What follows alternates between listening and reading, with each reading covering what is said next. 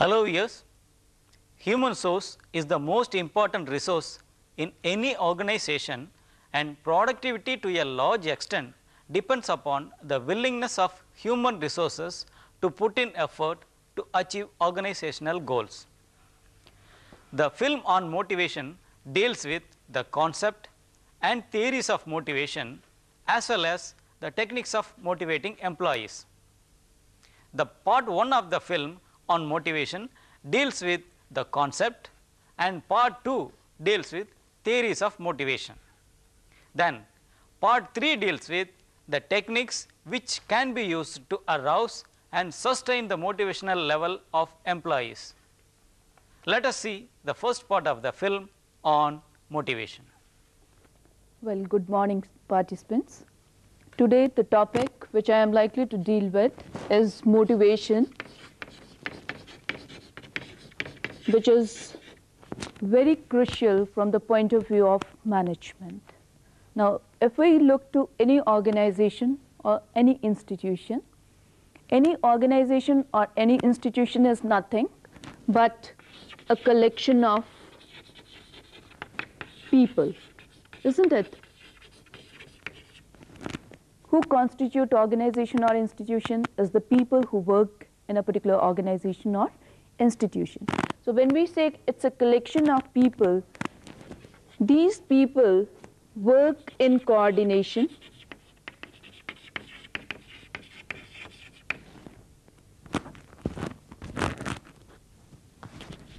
These people work in coordination with each other to attain the organizational goals.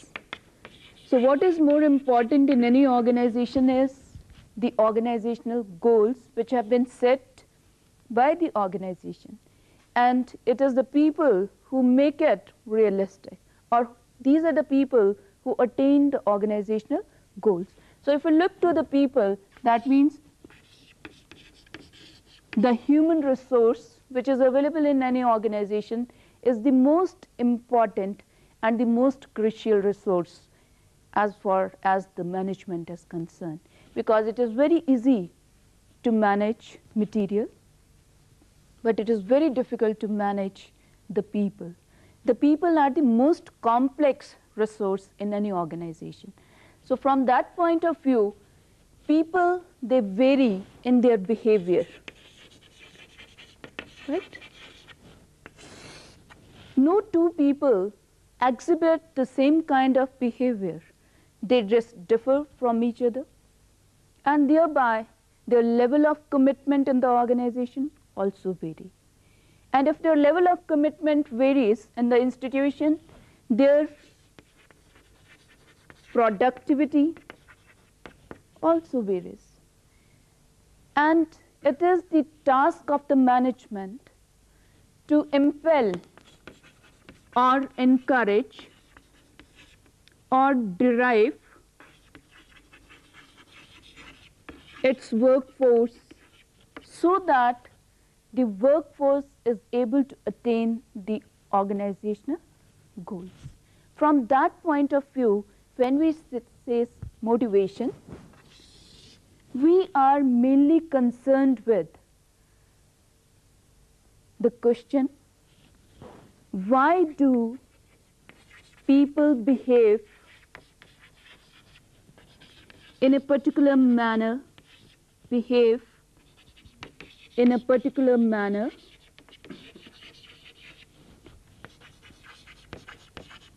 isn't it?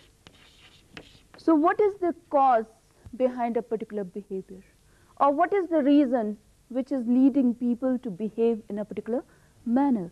And when we say people behave differently, there is diversity among the workforce.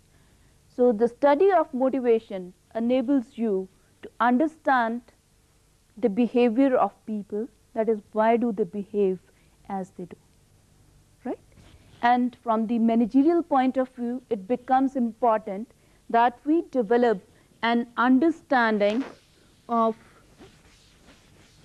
the concept of motivation That is, what do we understand by the term motivation? And we also take cognizance of the various theoretical explanations. That means the theories of motivation.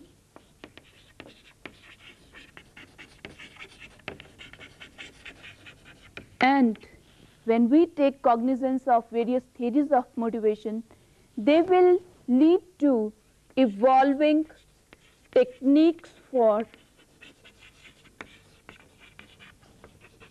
motivating employees, right? Because if we are not able to evolve techniques based on theories, then we cannot simply take action. That means we have to motivate the workforce. So what is that? The techniques which can be used to increase or enhance the motivational level or arouse the motivation within the workforce. So this is the purpose, and we'll deal with three different aspects: the concept, the theories of motivation, and techniques for motivating employees. And first of all, we'll take up the first aspect, that is the concept. What is it that causes motivation? Is nothing but the motives. And this word has been arrived from Latin verb movere, right? To move. And when we say motivation, motivation means motives in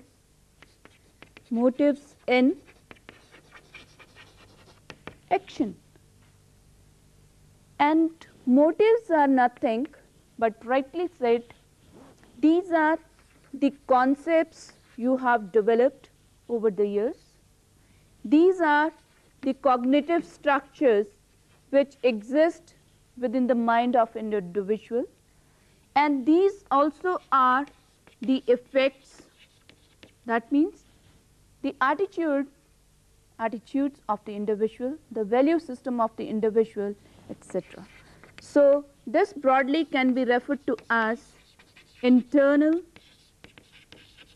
frame of reference of the individual. And all these things, even the needs of individuals, all these lead a person to behave in a particular manner to achieve certain goal. That is the goal which has been set by the individual. Say for example, the person is at present feeling very hungry. All his or her energies will be directed towards locating a restaurant and satisfying the need for food. One would like to satisfy hunger by locating a restaurant and getting something to eat. Or if you are walking on a roadside, you will always be looking for a restaurant. You will miss all other shops, but your attention will be directed towards locating a restaurant. So your behavior is goal directed, and that goal is determined by the existing concepts, the structures, the effects, the needs of an individual, right? They work as motives, and these motives impel you to behave in a particular manner, right? In addition to the motives, which are primarily internal, there are certain external influences which are being exerted on the individual and which also impel him. And rightly said by you, these are incentives, or these are the stimuli which are present in the environment which motivates the individual or which lead him to a particular action, right? So we can, if you have a look at this transparency,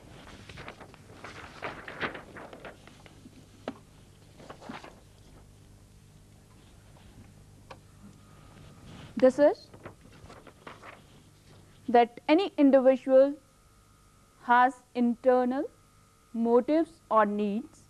At the same time, there are stimuli in the environment which are impinging upon the individual.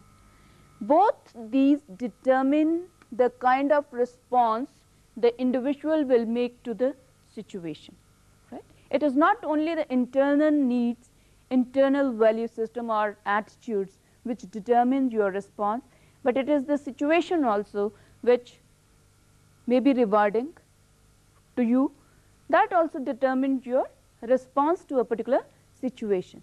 So, you would like to respond to a situation and you would exhibit some behavior, right. Now, say for example, you have been assigned a job with a colleague, you dislike that individual, you have unfavorable attitude toward that individual, you may not like to interact with him or work with him, but working with him is rewarded by the organization because it is likely to yield some outcome which is acceptable to the organization and which, due to which you are likely to get some recognition and your organization is going to reward you. So, your response to the situation is determined not from your internal needs, but from external stimuli which you are getting in the organization, and you exhibit the behavior and show a performance which is rewarded by the organization. And when you show performance which is rewarded by the organization, that means you get some incentive, there will be tendency to repeat this kind of behavior, isn't it? On the other hand, if you are able to satisfy one of your individual goals or one of the goals set by you, it will still strengthen your behavior. But needs which get satisfied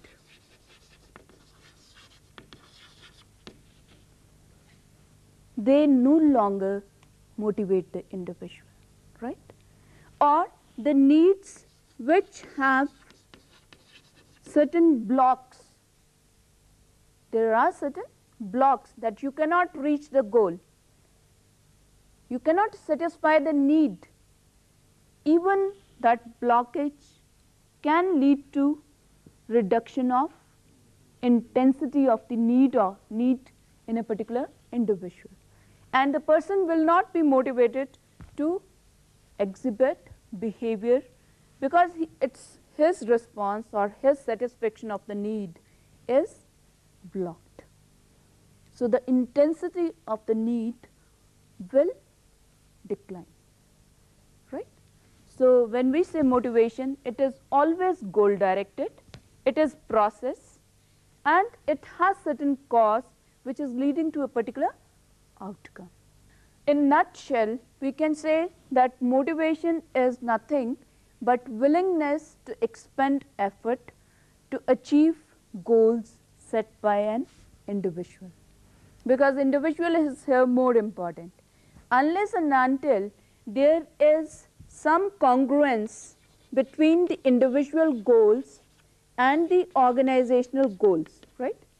The more match between the two or they are in consonance with each other, the higher will be the motivational level of the individual. If your institution wants to send you or your organization wants to send you for a particular program in which you are least interested or you would not like to participate, your motivational level for that kind of course will be very low.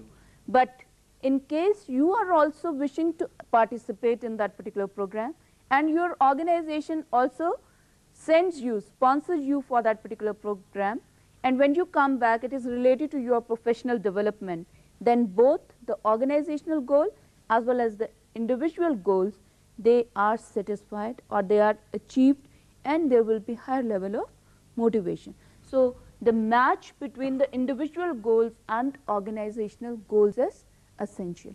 Otherwise, the motivational level will remain very, very low on the part of the individual. In this part of the film, we have dealt with the concept of motivation. In simple, we can say that motivation is a process. It is caused by both external and internal factors of individual. Behavior of an individual is goal directed. So viewers, in the next part of this film, we will deal with the theories of motivation. Thank you.